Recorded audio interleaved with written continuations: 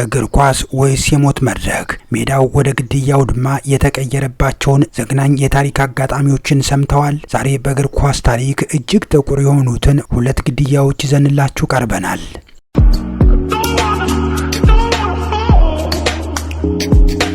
እግር ኳስ የፍቅር የአንድነትና የደስታ ስፖርት ነው። እኛ የምናውቀው እግር ኳስ በስሜት መወጠርን፣ በድል መፈንጠዝንና በሽንፈት ማዘንን ነው። ነገር ግን አንዳንድ ጊዜ ስሜት ከቁጥጥር ውጭ ሲሆን ስፖርታዊ ጨዋነት ይጠፋና ሜዳው ወደ ጦር ግንባር ይለወጣል። በዓለም እግር ኳስ ታሪክ ብዙ ተጫዋቾች በልብ ድካም ወይም ደግሞ በድንገተኛ አደጋ ሜዳ ላይ ወድቀው ሲሞቱ አይተናል። ነገር ግን አንድ ተጫዋች በሜዳው ላይ በሌላ ተጫዋች በጭካኔ ተደብድቦ ገደል ማየት ልብ ይሰብራል። ይህ ታሪክ የተፈጸመው በጋቦን የእግር ኳስ ሊግ ውስጥ ነው። ጓደኛሞች፣ የስራ ባልደረቦችና ተቀናቃኞች በነበሩ ተጫዋቾች መካከል የተፈጠረ ድንገተኛ ቁጣ የአንድን ወጣት ተጫዋች ሕይወት ለዘላለም ቀጥፏል። ዛሬ በእግር ኳስ ታሪክ እጅግ ጥቁሩንና አሰቃቂውን የግድያ ታሪክ እንመለከታለን።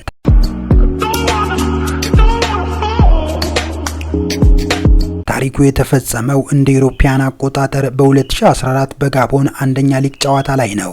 ሲልቫን አዙጉዊ የተባለ የ20 ዓመት ወጣት ግብ ጠባቂ ለኤሲ ቦንጎቪል ይሰለፍ ነበር። ሲልቫን ጎበዝ፣ ቅልጥፍና ያለውና ተስፋ የተጣለበት ግብ ጠባቂ ነበር። ጨዋታው በከፍተኛ ፉክክር፣ በጭቅጭቅና በትንቅንቅ የተካሄደ ነበር። ተጋጣሚ ቡድን ግብ ለማስቆጠር ሲሞክር ሲልቫን ኳሷን ለመያዝ ወደ መሬት ተወረወረ። ኳሷን በሁለት እጆቹ አጥብቆ ይይዛል። ነገር ግን የተጋጣሚ ቡድን አጥቂ ሄርቬ ቦሊንግ በከፍተኛ ፍጥነት እየሮጠ ይመጣል።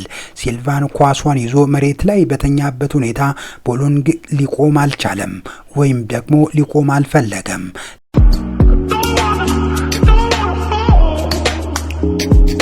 ተጫዋቹ በሙሉ ኃይሉ በቁጣ ተሞልቶ የሲልቫንን ጭንቅላት በእግሩ ረገጠው። ያ የረገጠው ምት ልክ እንደ መዶሻ የራስ ቅሉን ሰባበረው። መጀመሪያ ላይ ሁሉም ሰው ተራ ግጭት መስሎት ነበር። ዳኛው ቀይ ካርድ አወጣ። ነገር ግን ሲልቫን አልተነሳም። ደም በሜዳው ላይ መፍሰስ ጀመረ። ሌሎች ተጫዋቾች ሲጠጉት ያዩት ነገር ግን የሚሰቀጥጥ ነበር። ያ አጥቂ ተጫዋች የረገጠው በረኛ የራስ ቅሉ ተሰብሮ ነበር። የሕክምና ባለሙያዎች በከፍተኛ ፍጥነት ወደ ሆስፒታል ወሰዱት። ሕይወቱን ግን ማትረፍ አልቻሉም። በዛው ሜዳ ላይ ያለ ሕይወቱ አልፋ ነበር። ይህ ድርጊት አደጋ ነው ተብሎ ቢታሰብም ብዙዎች ግን አጥቂው ተጫዋች ሆን ብሎ በቁጣ ተነሳስቶ የፈጸመው ግድያ ነው በሚል ክስ አቀረቡ። በእግር ኳስ ጫማ ጭንቅላትን መረገጥ ልክ እንደ ጥይት ገዳይ መሆኑን ያኔ ዓለም ተረዳች።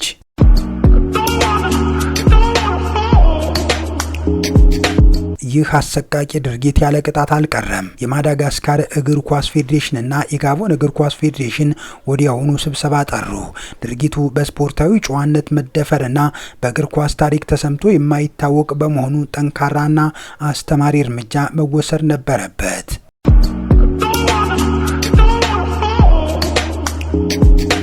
እግር ኳስ ጨዋታ ነው። ሕይወት ግን ከጨዋታ በላይ ናት። በሜዳው ላይ የሚፈጠሩ ቁጣዎች፣ ቂሞችና በቀሎች መጨረሻቸው እንዲህ ያለ አሰቃቂ ዋጋን ያስከፍላል።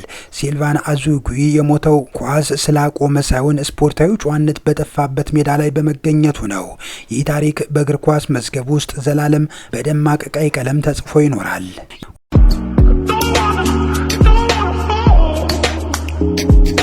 ወደ ሌላኛው አሰቃቂ የታሪክ አጋጣሚ እንለፍ። ዳኛው በተጫዋቾችና በደጋፊዎች ተደብድቦ የሞተበትን አጋጣሚ እናንሳ። እግር ኳስ የሕግ ጨዋታ ነው። ዳኛው ደግሞ የሕጉ ጠባቂ ነው። ነገር ግን ሕግ በጠፋበትና ቁጣ በነገሰበት ሜዳ ላይ የዳኛ ፊሽካ የሞት ጥሪ ሊሆን ይችላል። ሰኔ 2022 በሳልቫዶር ዋና ከተማ ሳልቫዶር በሚገኝ አንድ ስታዲየም ውስጥ አንድ አማተር ጨዋታ እየተካሄደ ነበር። ዳኛው ሆሴ አርኖልድ አማያ ይባላል። የ63 ዓመት ዳኛ ነበር።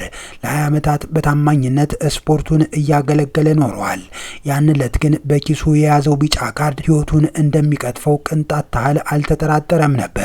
ጨዋታው በጋለ ስሜት ውስጥ እያለ ሆሴ አማያ ለአንድ ተጫዋች ሕግ በመጣሱ ቢጫ ካርድን አሳየው። ያቺ ቅጽበት የገሃነም በር የተከፈተባት ነበረች። ቢጫ ካርድ ያየው ተጫዋች በቁጣ ተሞልቶ ዳኛውን መሬት ላይ ዘረረው። ከዚህ በኋላ የሆነው ነገር ግን ሰብአዊነት የጎደለው ነበር።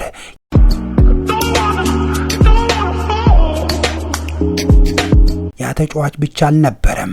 ሌሎች ተጫዋቾችና በቁጣ የሰከሩ ደጋፊዎች ከየአቅጣጫው ወደ ሜዳው መሃል ፈሰሱ። 63 ዓመት የሞላው ሽማግሌ ዳኛ መሬት ላይ ወድቆ ሳለ በ10 የሚቆጠሩ እግሮች በጭካኔ ረግጡት ጀመር። ምንም መከላከያ አልነበረውም። ሜዳው ወደ ድብድብ መድረክ ተቀየረ። ድብድቡ ጋብ ሲል ሆሴአማያ በደም ተነክሮና ራሱን ስቶ መሬት ላይ ተዘርሮ ነበር። የሕክምና ባለሙያዎች በከፍተኛ ፍጥነት ወደ ሆስፒታል ወሰዱት። ዶክተሮች ሕይወቱን ለማዳን ለሰዓታት ተረባረቡ። ነገር ግን በደረሰበት ከባድ የውስጥ ደም መፍሰስ ምክንያት ያ የ63 ዓመቱ የሰላም ሰው ሕይወቱ በሆስፒታል አልጋ ላይ ያለች አከተመች።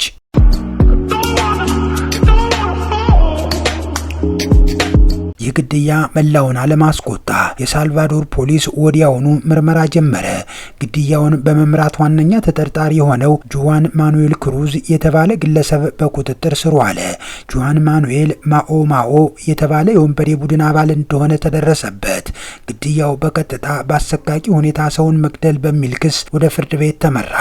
ሳልቫዶር በወንጀለኞች ላይ በምትከተለው ጥብቅ ሕግ መሰረት ጉዳዩ እስከ 50 ዓመት በሚደርስ ጽኑ እስራት ቅጣት ተፈረደበት። ሌሎች ተሳታፊ የነበሩ ተጫዋቾችም ከእግር ኳስ ለዘላለም ታግደው ወይን ወረዱ።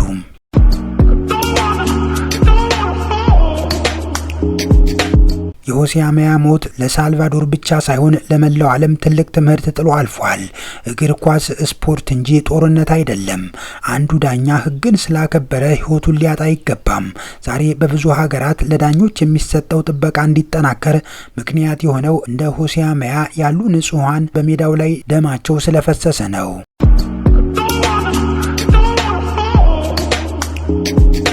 አበቃን። ለቻናላችን አዲስ ከሆኑ ሰብስክራይብ በማድረግ ቤተሰብ ይሁኑ።